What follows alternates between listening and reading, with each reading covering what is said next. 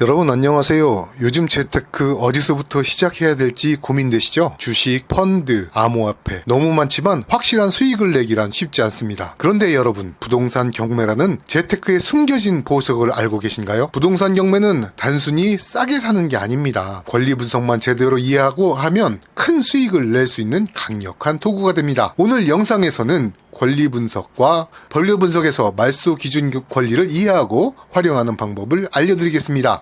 이 영상이 끝나면 부동산 경매의 진정한 매력을 알게 될 것입니다. 구독과 좋아요는 큰 힘이 됩니다. 그럼 경매와 재테크의 새로운 세상으로 함께 가보실까요?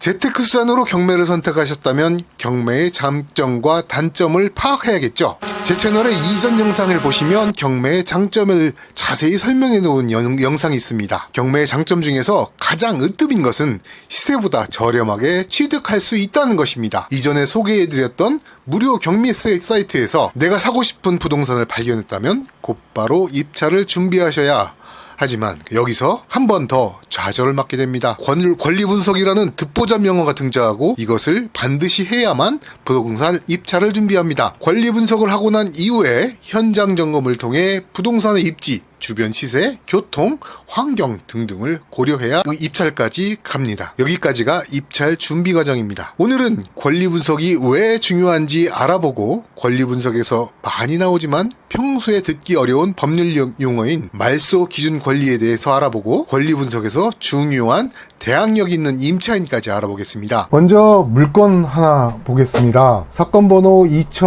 2023-68318 물건입니다. 제가 살고 있는 지역이 파주이다 보니까 파주에 있는 아파트를 하나 검색을 해보겠습니다. 파주에 보면 파주시 미래로 420 백사동 26층에 202호입니다. 한빛마을 센트럴파크인데요. 관할법원은 고양지원 경매 11개입니다.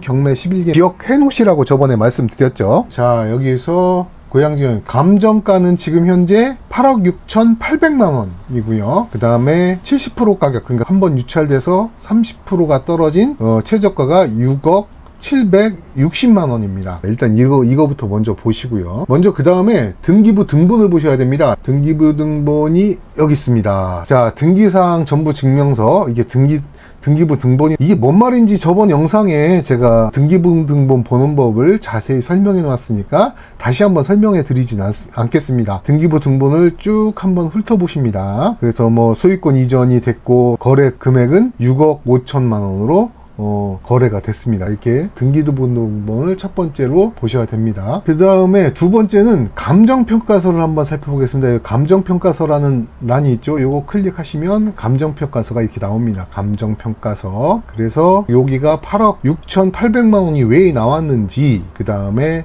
요것이 언제 작성이 됐는지 이거부터 보십니다. 그래서 조사기간은 6월 26일부터 6월 28일까지죠. 요 기간 동안에 조사를 해서 29일 작성을 했답니다. 그러면 거의 한 1년 전에 작성한 내용입니다. 그래서 1년 전에 시세하고 지금 시세하고 다르다는 거죠. 보통 임장을 갈 때는 감정평가서를 출력을 해 가십니다. 출력을 해 가셔서 이걸 비교를 해 보셔야 돼요. 비교를 해 보셔야 이게 지금 시세가 떨어졌는지 감정 시점에서 떨어졌는지, 보통 감정 금액이 조금 더 시세보다 높은 경우가 좀 있으니까 그 다음에 시세를 봅니다. 가격 분석란에 보면 네이버 부동산 한번 가보겠습니다. 네이버 부동산에 한라 비발디가 얼마나, 한라 비발디 센트럴파크하고 여기가 돼 있습니다. 자, 단지 정보 뭐 실거래가 이거를 보시면요, 현재 한라 비발디의 금액은 최고 높은 게 지금 8억, 최고 높은 금액이 8억 정도 보시면 되겠습니다. 시세 8억 정도 보시면 되겠습니다. 7천만 원이 지금 떨어진 거죠. 그렇게 시세를 보고 나서요, 매각 물건 명세서를 클릭해서 다시 보십니다. 매각 물건 명세서를 보면 여기에 쭉 나와 있습니다. 그래서 담당 주무관이 직접 나와서 조사를 하는데, 조사된 임차 내역이 없음,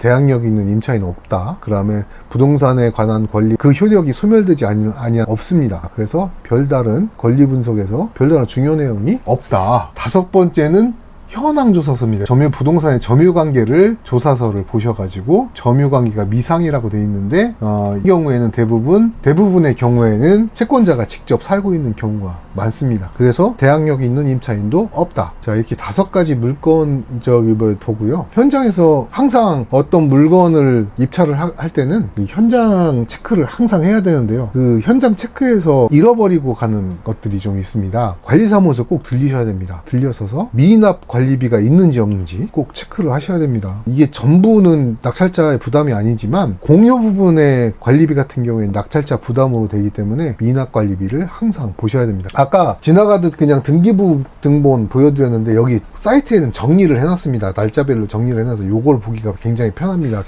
건물 상황 현황을 보시면 채무자가 갖고 있는 건 당연히 소멸되는 거고요. 그 다음에 근저당권, 압류, 임의경매 들어가 있는데 그럼 이제 다른 물건을 하나 더 보겠습니다. 같은 2023년 타경 고양시에 있는 아파트를 하나 보겠습니다. 아파트를 보시면요. 이건 경기도 고양시 일산 동구 탄중로 416의 908동 1200 물건입니다. 이 물건 같은 경우에는 감정가가 4억 8,400만 원인데 최저가가 지금 현재 51%가 떨어졌네요. 2차까지 떨어진 것 같습니다. 2억 3,716만 원입니다. 등기부 다시 보여드리겠습니다. 등기부 보면 이렇게 쭉 좀 나와 있는데요. 쭉 살펴보십니다. 쭉 살펴보셔갖고 이게 굉장히 깁니다. 요 사연이 있는 그런 물건인가 봅니다. 그래서 경매에 나왔다. 이 등기부는 항상 떼어서 항상 보시면요, 임장을 할 때는 이 등기부 가져가셔야 되고요. 그 다음에 감정평가서, 현황조사서 꼭 출력 가져가시면 좋습니다. 이 사이트에서 나타난 걸 보겠습니다. 임차인 현황에 보니까 정재원이라는 사람이 임차권을 갖고 있는데 대항력도 있답니다. 그 문성옥이라는 사람도 임차권을 갖고 있는데 대항력이 있답니다. 그러니까 쉽게 얘기하면 기간이 됐는데 전세보증금 안 빼줘갖고 임의경매를 신청하신 그런 케이스인 것 같습니다. 그 덧붙인 전입세대 확인서에서 그래서 임차권 설정이 되어 있는데 이거는 인수입니다. 인수. 그러니까 3억을 인수. 그러니까 요게 지금 최저가가 2억 3천이니까 그걸 더하면 5억 3천이 돼버리는 겁니다. 그러니까 계속 떨어질 확률이 있겠죠. 여기 보면 인수 권리가 3억이 있습니다. 예생 발행표를 이때 보는 겁니다.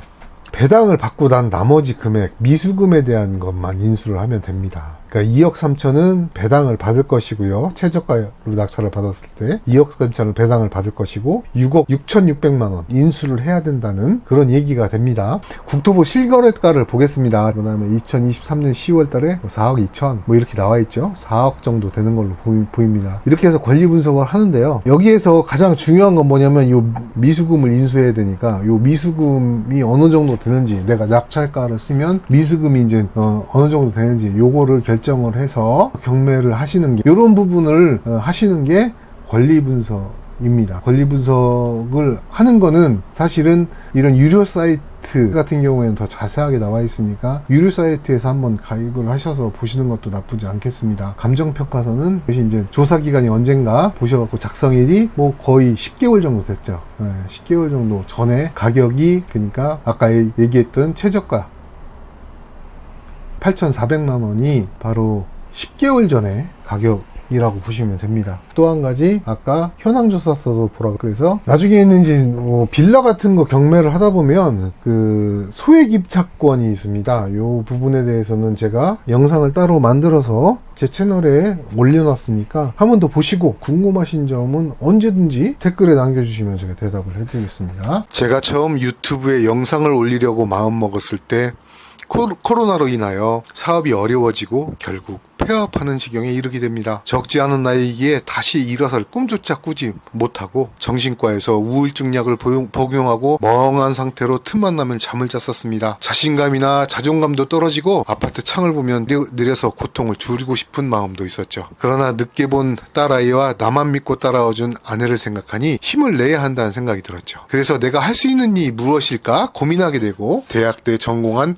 부동산을 다시 공부하게 되었습니다. 40대 후반에 부동산을 제대로 알고 싶어서 사이버대학에 입학해서 부동산 학사학위를 받았거든요. 주경야독으로 정말 독하게 공부했습니다. 덕분에 부동산 관리사, 부동산 경매사, 부동산 개발 전문 인력의 3가지 과정을 수료하게 되었고, 부동산 권리분석사 1급, 부동산 입찰 전문가 1급, 부동산 정보분석사 1급 자격증도 보유하게 되었습니다. 현장 경험도 있어서 부동산 경매 파트에 최적화를 만들고 있습니다. 오늘은 경매의 권리 분석에 대해서 말씀드렸습니다. 권리 분석 중 말소 기준 권리라는 것을 한마디로 요약하자면 소멸되는 권리 중 맨 처음 권리가 말소 기준 권리라고 이해하시면 좋겠습니다. 인수되는 권리도 있으니 권리 분석을 잘 하셔야 경매에서 돈을 버실 수 있습니다. 권리 분석을 직접 받고 싶은 분은 고정 댓글에 링크를 걸어두겠습니다. 클릭해서 사건 번호와 관한 법원을 작성해 주시면 부동산 권리 분석사인 제가 권리 분석을 해드리겠습니다. 보통 유료로 권리 분석을 해드리는 곳이 많지만 저는 오늘 특별히 이 영상을 시청한 분만 서비스로 해드리겠습니다. 구독과 댓글은 저에게 큰 힘이 됩니다. 부탁드리겠습니다. 오늘도 매달 들어오는 수익을 꿈꾸는 여러분께 경매의 팁을 드리고자 노력하는 김의동이었습니다. 안녕히 계십시오.